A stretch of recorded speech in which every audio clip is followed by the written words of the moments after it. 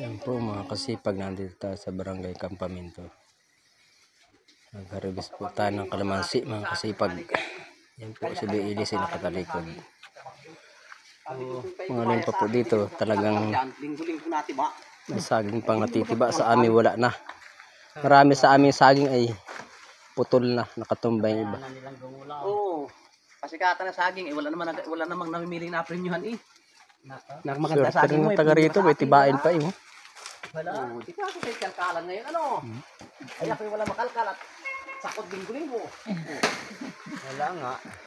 Sakot ba? Ay dukot dukot. Sabog-sabog pa ang saging nila. Salamat po sa inyong panonood mga kasipag. Kaya mas pinaglalagay na din ng kalamansi. Maghahakot na po si Biilis eh. Yan ang aking parehing pinakamatibay. Si Kagawad Buboy. Malupit sa 6 yan. Thank you po.